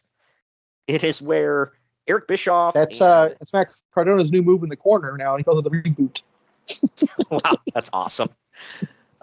Yeah, this one was where Eric Bischoff and Vince Russo decide to team up and take over WCW together, and they strip everybody of the titles, because that makes sense, and hold tournaments, bro. Oh God, I know the first segment of the show. Past that, I haven't seen any of it. Oh, let me just tell you right now, you'll get a feel that Vince Russo's in complete control from the get-go. Bro, what if we did stupid crap, bro? Real quick, and watching this back and reviewing, me and my buddy were watching it, and we decided, God knows why, to follow up with Spring Stampede right after this. Like that pay-per-view that took place after this? It takes place 6 days after this. And oh, God. Good Lord, it was worse than this. Oh, that's a hell of a go-home show, man. God dang, that sucks. But we're closing out the month, everybody, with another Lockdown, because like I said, I love Lockdown. It's always one of my favorites. But this one is TNA Lockdown from 2012. It is 10 years in the past. Looking forward to watching it. And that is on April 27th. Lockdown's always a special something to me. So looking forward to watching that one back. I believe Bobby Roode is the top guy at the time. So he is off the chain, man. Hell yes. But that is our April. About to headline NXT tonight.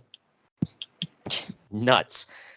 Well, did you see the picture of when Dolph won the NXT title? He puts his arm around Dolph and points at him like Triple H. Yes, I love that.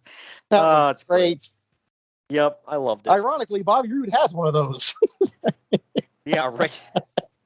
Freaking nuts. Hey, he's like, I don't want to leave Dolph, feeling left out, so I'll do it. But anyway, that does it for the bonus show, man. I hope you enjoyed double main event week here. We brought you, usually the bonus show is the one that's like, this one ain't great, but the weekly one is the good one. We did it in reverse this time. Destination X wasn't exactly a barn burner, but Clash of the Champions was pretty good. I really enjoyed it. I know you did. And everybody go back. We did our first watch along to the last rights match from TNA. That is on our YouTube. Yeah, go listen, please. Yeah, I hope you all watch and enjoy. I know I'll be laughing at it's not a ringing endorsement, but well, it's funny. There's a watch along, and you can actually see there is video with it. So go back and watch the video along with the the commentary we got on there. I think you'll all enjoy it. I was proud of what we did, even though it's it's obviously laughable. Oh God! But anyway, that does it for that. Thank you for joining me today, Greg. Yeah, sure. And we'll see you all next week, right here with. Shit, I forgot what we're covering next week. I just freaking said it. WrestleMania 24. Yeah. Oh, duh. We'll see you all next week. WrestleMania 24.